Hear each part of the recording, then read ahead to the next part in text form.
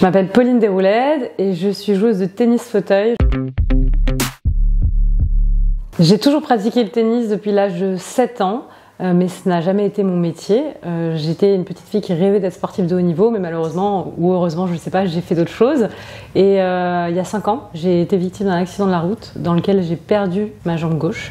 Et c'est à ce moment précis que je me suis dit qu'il fallait absolument que j'ai un objectif ambitieux. Et donc j'ai visé les Jeux de Paris 2024 et évidemment j'ai choisi le tennis. Ça a toujours été mon sport.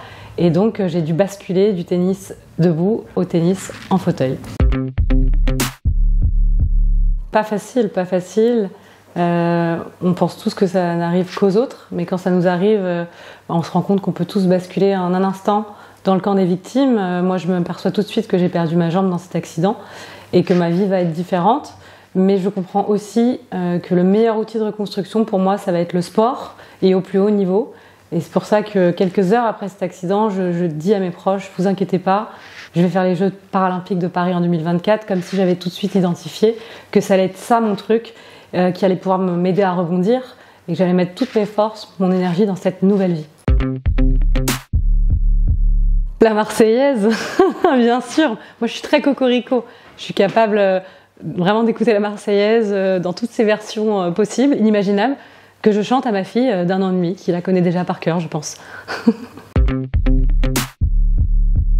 J'adorais le foot quand j'étais petite et bon, là aujourd'hui c'est plus compliqué, mais voilà, c'est un sport que j'aime bien. Ma première victoire pour mon premier Roland-Garros, c'est vrai que c'était un moment très fort pour moi, devant mon public, mes amis, ma famille.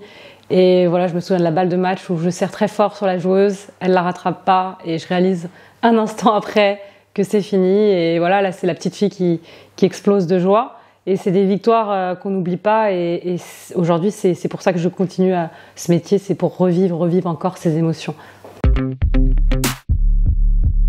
Quand je rentre de tournoi, de passer du temps avec ma famille, recharger les batteries pour repartir, les moments qu'on passe ensemble sont très courts. Donc voilà, en dehors du terrain, je suis avec ceux que j'aime et qui me font du bien. Oui, ma petite fille, Ava, qui a 1 an et demi et qui sait déjà mimer les gestes du tennis, qui m'encourage quand je suis en train de jouer. Donc voilà, j'espère qu'elle en fera du tennis, mais en tout cas, elle fera du sport, c'est certain. Et c'est un grand bonheur d'avoir la meilleure des supportrices. La terre battue, sans aucun doute.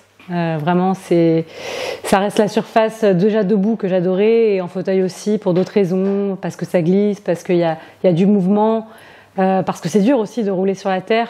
La terre, c'est beau. Voilà, moi, je suis le genre de fille à pouvoir m'en mettre partout. J'adore la terre battue, j'adore en avoir partout. Je trouve que c'est une surface et en plus, pour mon style de jeu qui est quand même assez offensif, pas beaucoup de frappes, la terre, ça s'y prête bien.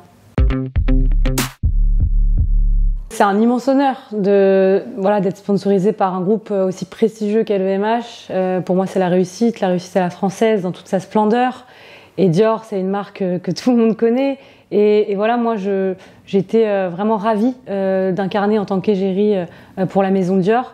Parce que Dior, c'est la beauté, c'est l'esthétisme. Moi, je porte une prothèse et c'est vrai que ça vient en décalage. Et le message, c'est de dire à certaines petites filles, peut-être, qui peuvent se dire « je ne suis pas assez belle, je ne suis pas assez ci, je ne suis pas assez ça ».